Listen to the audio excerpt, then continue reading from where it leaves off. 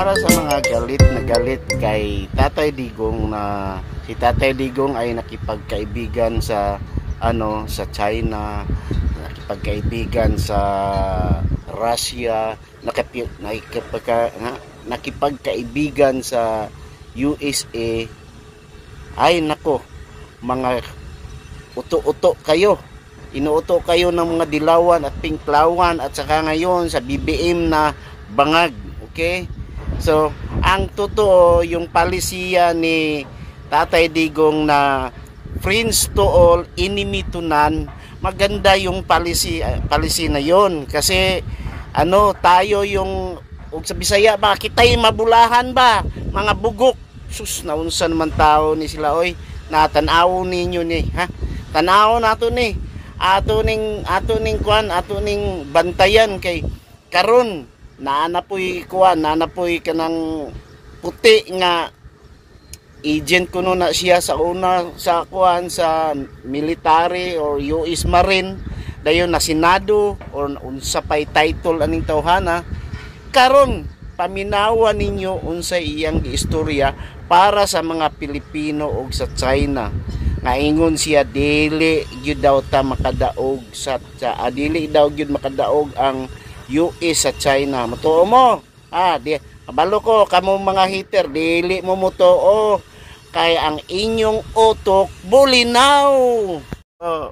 Tanaw na to ning video na gikan kang sa Surugando Sasot sa The Motherland sa Facebook niya page.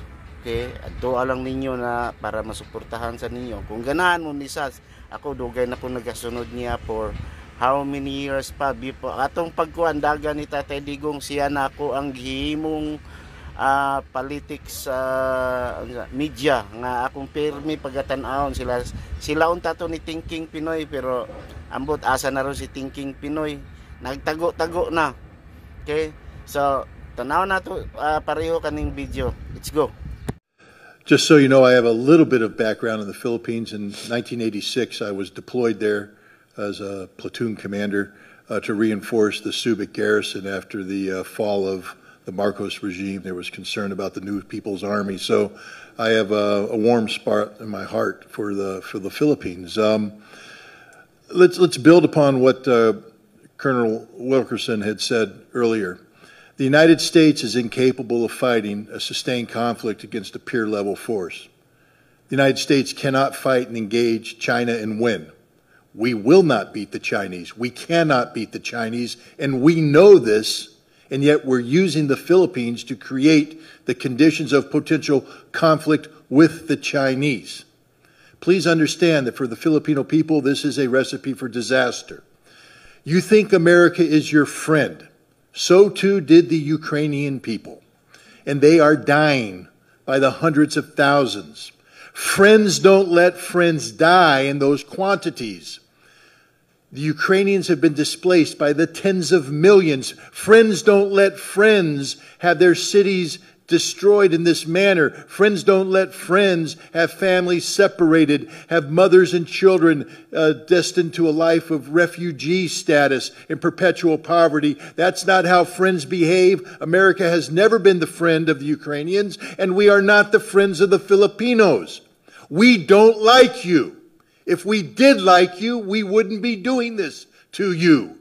We are using you. You are a tool, nothing but a tool, and when the tool ceases to be useful, we will discard you. And discard you means usually after a war that devastates you. We are using you to gain some sort of momentary leverage over the Chinese. We will fail. The Chinese will win, and you will be destroyed.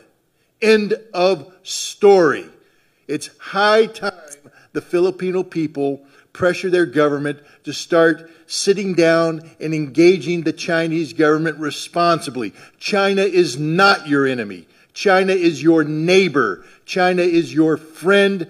China doesn't want war. And if you would engage China in diplomacy, and as we've all indicated here, America has long since lost the skill set necessary to carry out diplomacy, but the Philippine people can reignite this, to relearn it, to use this skill to prevent a war. But if you continue to behave as colonial subjects, and I know that's a sore subject in the Philippines, because you were the colonial subjects of America. We still view you as our colonial subjects. We don't like you, we don't care about you, we just want to use you. Grow up.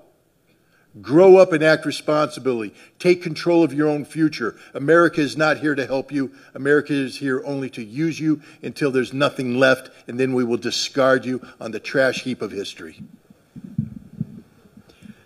I must tell you, I spent a lot of time in the Philippines and came in off the carrier Iwo Jima, the Valley Forge, the Guadalcanal, and both Scott would agree with me.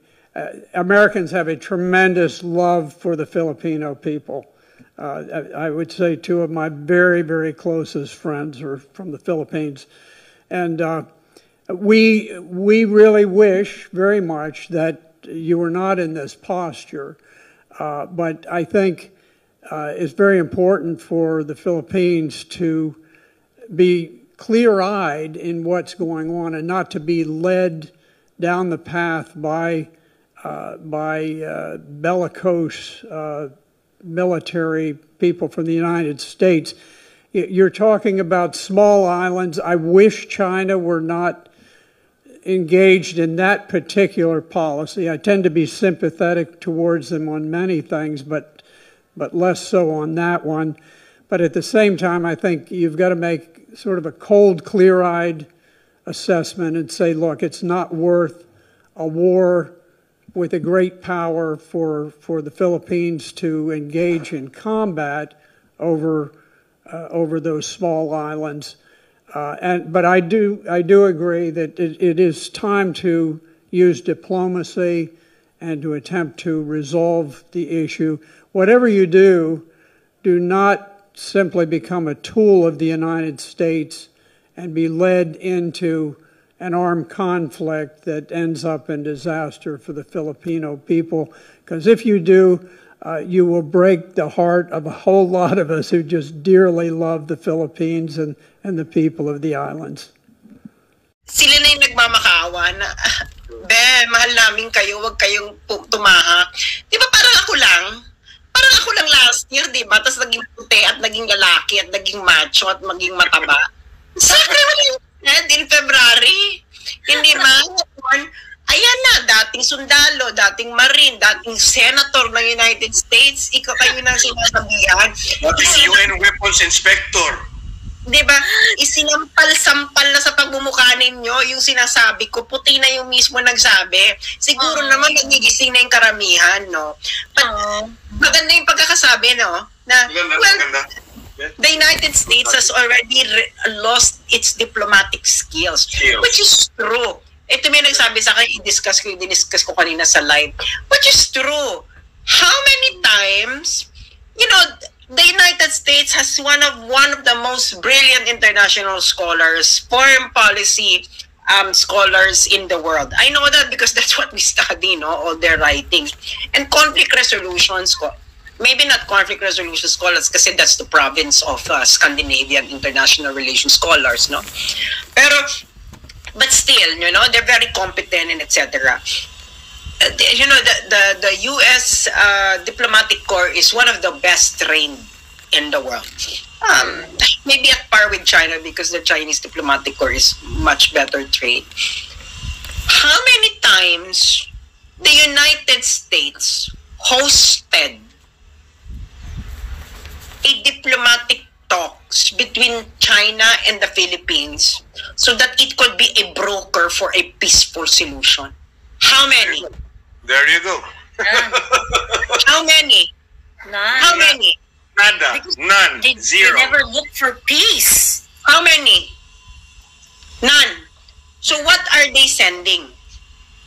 What are they sending? Are they sending their best diplomats in order to help the Philippines and China in order to patch things up?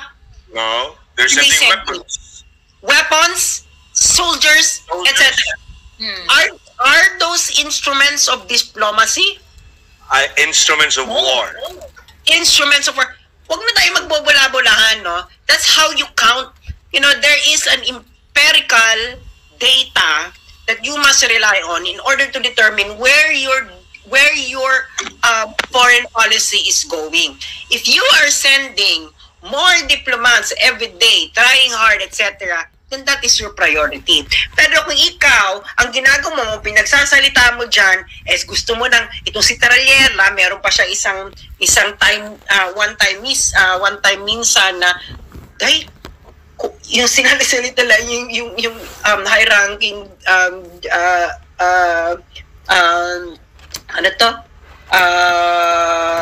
military official ng China, evil, may maganon-ganon pa siya. Bex, ano ka?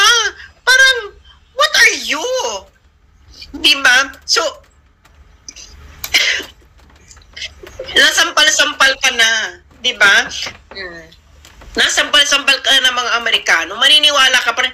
Actually, maganda, no? Itong si Senator at itong si Ritter. Makapag-debate sa dito kay Gibo at kay anong masasabi ngayon nila Gibo dito sa sinabi ng mga Amerikano mismo? Sabihin man nila, ay mali ang mga Amerikano yan, maniniwala kami dun sa mga sa ibang Amerikano. Okay, then let them have a debate online debate.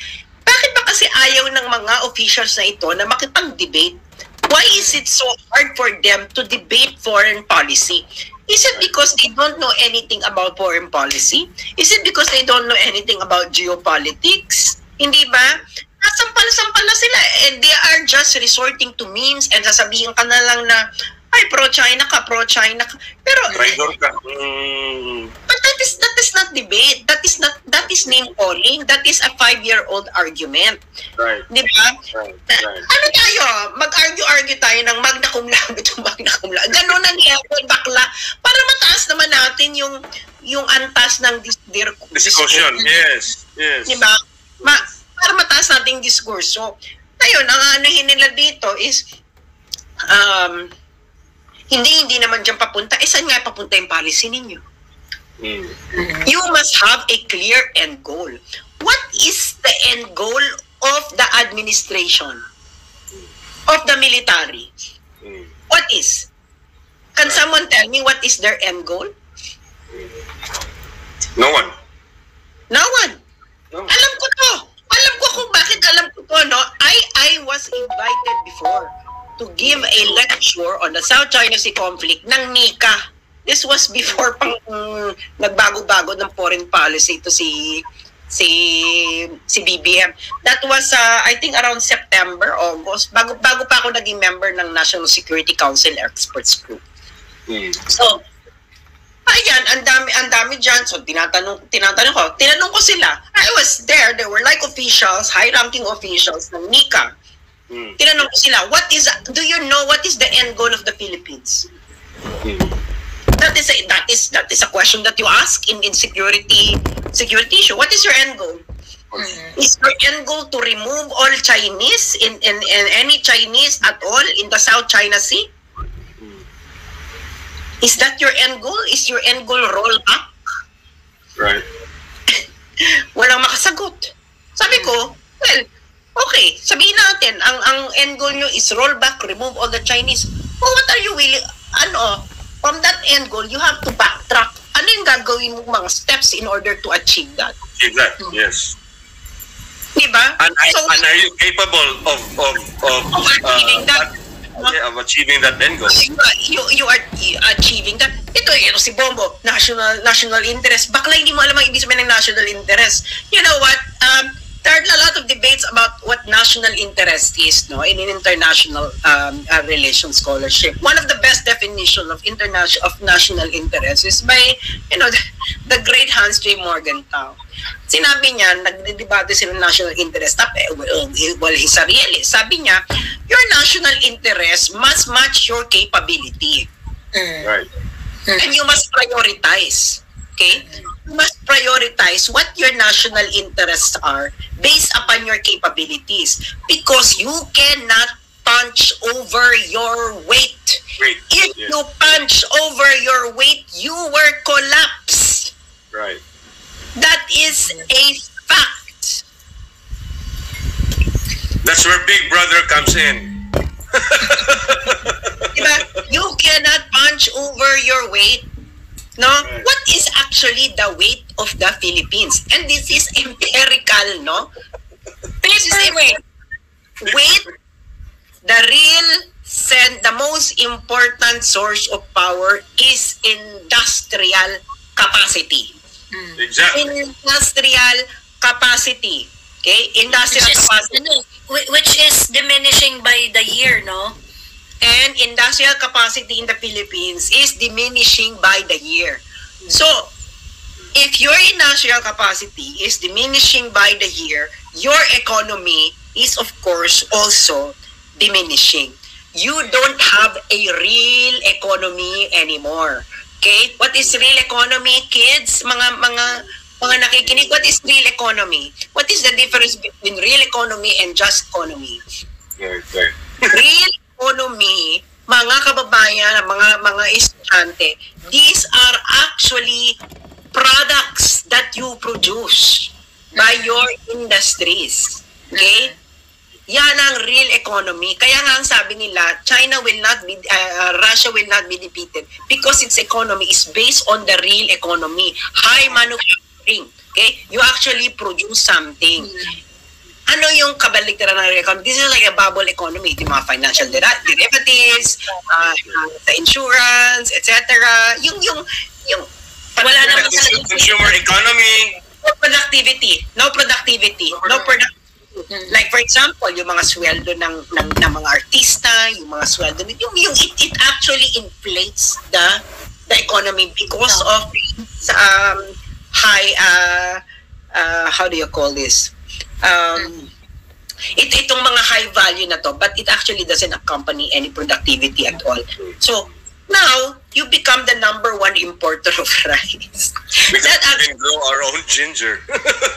That actually means that even your agriculture, which is actually the industry that you should have already mastered by now, is collapsing.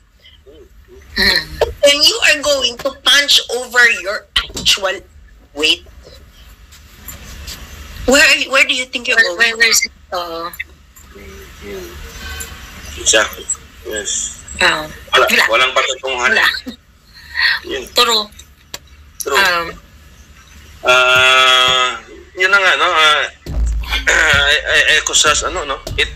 I don't know kung maririnig at maiintindihan ng mga kababayan natin na mismong mga puti na, mismong mga Amerikano na talaga ang nagsasabi na ginagawa lang tayong instrumento ng Amerikano para sa giyera nila against China.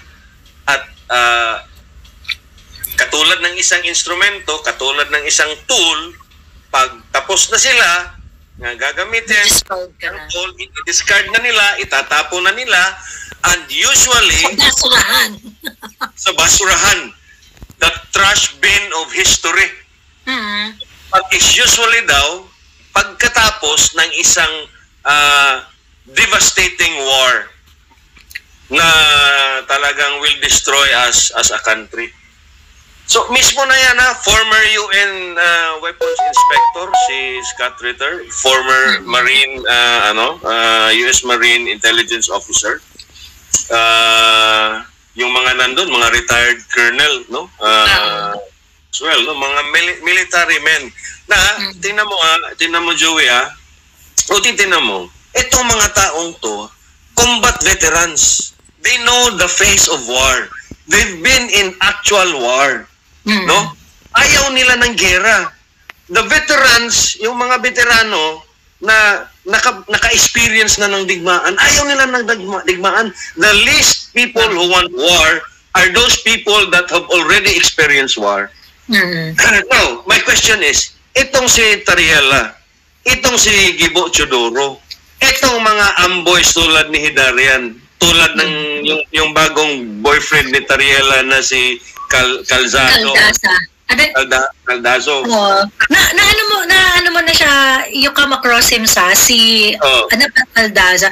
He suggested that since hindi naman tayo sinusuportahan ng mga kapitbahay natin sa ASEAN, Exit na lang tayo sa ASEAN. They don't really care. The ASEAN countries don't care about the Philippines because the Philippines is all about drama, number one. And number two, the Philippines is not giving them anything of value. Yes. Be realistic. Be realistic. Do you really think the ASEAN countries will actually go behind the Philippines when what's happening right now in ASEAN is it's being connected by high-speed railways because of China's financing? Do you really think that they would like to give that up for you? Who the ASEAN 9 would be much happier pag nag-exit tayo. Correct! Correct!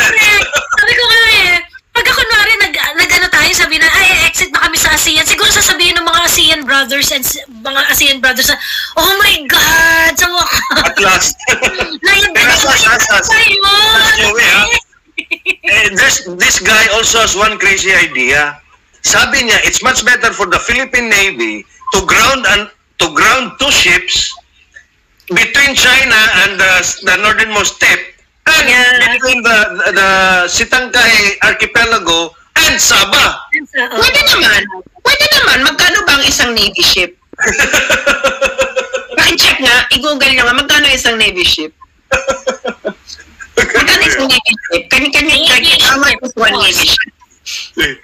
Yung BRP, is probably, magkano ba yun?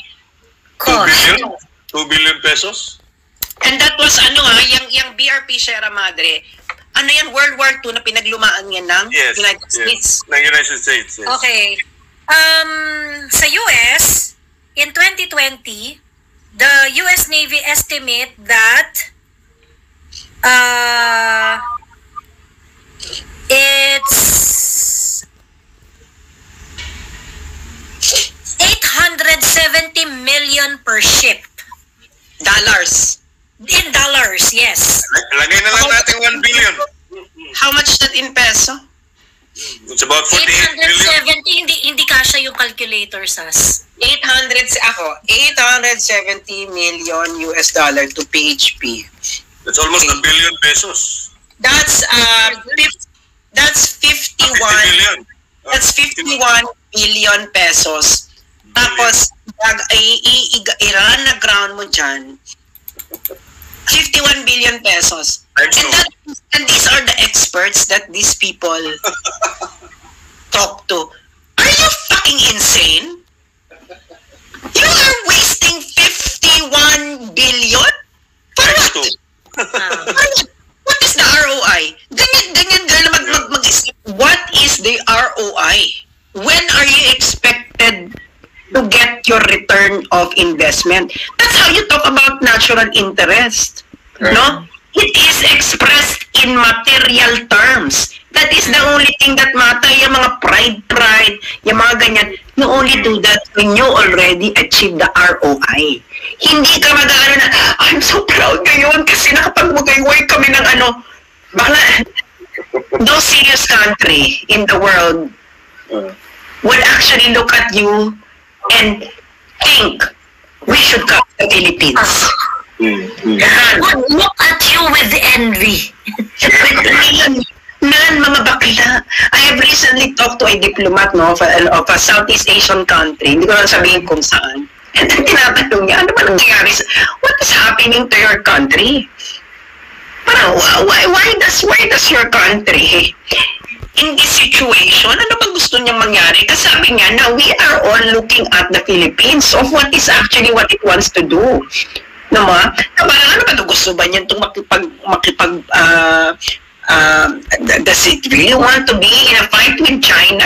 Does it really want to have this fight escalate? What is exactly what exactly the Philippines want? And he's like a diplomat of a Southeast Asian country. And I told him, I don't know too, because what is exactly your end goal? When do you want to achieve it? Hindi ba? You cannot achieve. Ano ba yan? Gusto mo ba mamamatay ka na, hindi mo pa ma-achieve yung end goal mo? Because it's unrealistic. As simple as that. No? It is unrealistic. Whatever the end goal of BBM and whoever, pati itong mga batang-batang yultong na ito, these are people who doesn't know anything about national interest, what national interests are, what do you do in order to achieve your national interests, that national interests actually have actual ROI. Walang balik. Of course. Walang balik. Bakla nagsasayang ka ng pera, and this all redounds to a lot of Filipinos do not know anything about business, about financial matters, di ba? Kaya nga, di ba, nung si Tessie Coso nagsalita siya na please tone down because this is bad for business. What did these idiots do? Atake si Tessie Coson, yes. Atake si Tessie Coson. So si Tessie Coson nanahimik na lang. Of course, I'm sure nasa isip ng Tessie Coson, these people are idiots. They don't know how to run a business. Right. And what is actually necessary for a business to try. Out din pala dyan kay Joey Cruz. Sa kanya ang last video yung inano ko para sa mga discussion kasi maganda yung pagtatalakay nila ni Sas, ni EB Hugalbot at saka kay Joey. Salamat sa video mo. Ginagamit ko yung video mo para dito sa reaction video ko. Salamat Joey. Sana wag mo ako i-strike dai. Ayaw taon dai. Okay. Subscribe ka sa Motherland sa Facebook page ni Sas Rugando Sasot, kang Joey Cruz sa YouTube. Sa YouTube lang, kasi sa YouTube na po ni nakuha iyang video. So, yung Joey Cruz vlog. Ako ibutang din okay? Thank you. Subscribe, share, and like. Don't forget. See you next time.